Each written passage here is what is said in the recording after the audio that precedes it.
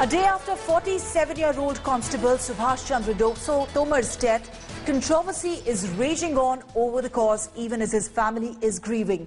Headlines Today is playing the pictures of the tragic sequence of events that actually led to the demise of Constable Tomar only because the footage actually establishes an important series of facts. Headlines Today deeply sympathizes with Constable Tomar's grieving family. We have respect for the sacrifice that Constable Tomar made, laying down his life in the line of duty.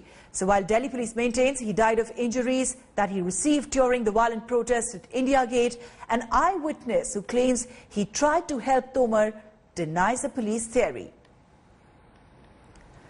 Now the photograph that you can see on your screen shows 3 protesters attending to an injured Subhash Tomar at India Gate. Eyewitness Yogendra Tomar told Headlines Today this morning that he went to the policeman after Tomar fell. He collapsed while chasing protesters. He claims that the other cops, instead of helping Tomar or calling an ambulance at that point, ran after the protesting crowd, raining blows on the agitators. Yogendra Tomar, the eyewitness, also claims that there were no injuries on Tomar's body and he did not fall as a result of protesters' violence, something that was indicated by several Delhi police officers. 3-4 और पीछे जो constable जा रहे थे उसमें से एक सुभाष चंद्र जी थे, तो वो गिर गए। तो मतलब दौड़ते धीरे-धीरे दौड़ रहे थे और दौड़ते-दौड़ते थोड़ी स्लो हुए, 5-6 सेकंड के लिए रुके और फिर गिर गए। तो वहाँ पे हम लोग गए, उनको उठाया और बोला अंकल अंकल, पर उन्होंने कोई जवाब नहीं दिया। जब मैं इमरजेंसी वार्ड में था उनके साथ, तो उनकी जो वर्दी थी वो फाड़ी गई और उसमें मैंने देखा कि बॉडी पे कोई ऐसी कोई चोट नहीं थी कि खून बह रहा हो। ना ये दबे थे, ना भीड़ ने डंडा लाठी चलाया, ना पत्थर फेंका, ऐसा कुछ नहीं होता। तो अचानक चलते चलते गिर गए थे। मुझे नहीं लगता कि ऐसे किसी को ऐसे गिरफ्तार करना चाहिए, क्योंकि वहाँ पे जब मैं था मेरे सामने तो ऐसा कुछ नहीं हुआ।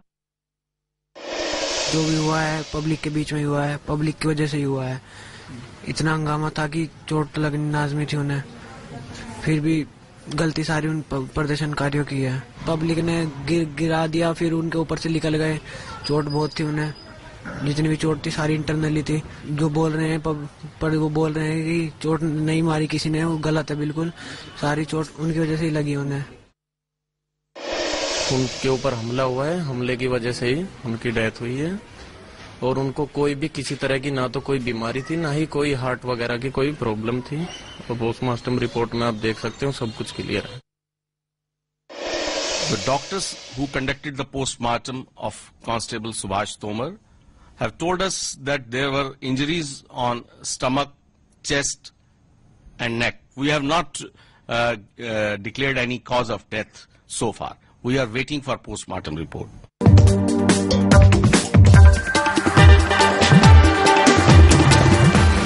Well, the police commissioner speaking on Constable Tomar's death yesterday had said he had been beaten on the chest and stomach. The doctor at Ram Manohar Lohia Hospital who treated Tomar said when the constable was brought to them, he was critical, but there were no major injury marks visible.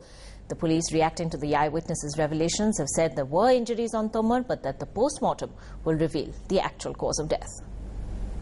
Chest पर और गर्दन में काफी अंदरूनी चोट थी, जिसकी वजह से उनकी मृत्यु हो गई। उनकी जो विधवा पत्नी है, वो जिनको कहेंगी उनको हम कंपैशनेट ग्राउंड पर अपॉइंटमेंट देंगे। हम लोगों ने ये भी फैसला किया है कि हम लोग हर रैंक के लोग अपने एक दिन की सैलरी डोनेट करेंगी इस फैमिली के लिए। टोटल कोलैप्स स्टेज में आया था और उसको हमने रिवाइव करा हमारे डॉक्टर्स ने, और रिवाइव करके फिर स्टेबल नहीं थे तो उनको ऊपर आईसीयू में वेंटिलेटर पर शिफ्ट कर दिया गया। फिर वो वेंटिलेटर पे वही थे। No major external injury marks except for some cuts and bruises. All right.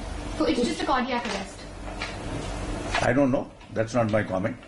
He came. He was in serious shock. We revived him. जितनी हमारी रिकॉर्ड है उनमें कोई ऐसा सीवियर इंटरनल इंजरी रिकॉर्डेड नहीं है। बाकी पोस्टमार्टम होगा, उसमें पता लगेगा। Following the deaths, a case has been registered under more serious sections of the Indian Penal Code. So strictly speaking, the matter is under investigation.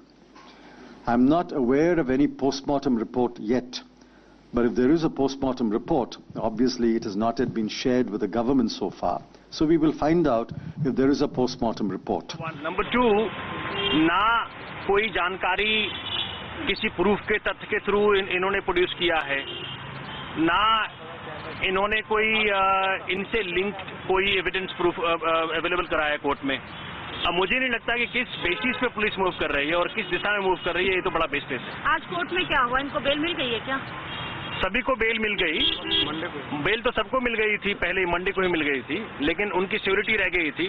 आज सबकी सिक्योरिटी भी पूरी हो गई और जो भी डिफिशिएंसी सारी पूरी हो गई। एक जो बंदा नफीस है, वो बहुत गरीब किस्म का तबके का लड़का है, वो उसके जान पहचान वाले इतने डरे हुए हैं कि कोई भी उसका सिक्योरिटी देने नहीं आ रहा है। तो इस कारण वो अभी कोर्ट में ही बैठा है। 4 बजे तक उसको मोहलत दिया कि कोई भी आदमी उसका आकर के सिक्योरिटी ले ले। नहीं आएगा, अब नहीं आएगा तो फिर हम जैसा आपसे रिक्वेस्ट करेंगे कि उसको छोड़ दिया जाए। और जो भी इनकी जो जमा तलाशी ली गई थी, इनकी सबके मोबाइल फोन जब्त कर लिए गए थे, उसको जज साहब ने आज बाकायदा रिलीज करने का ऑर्डर दिया है।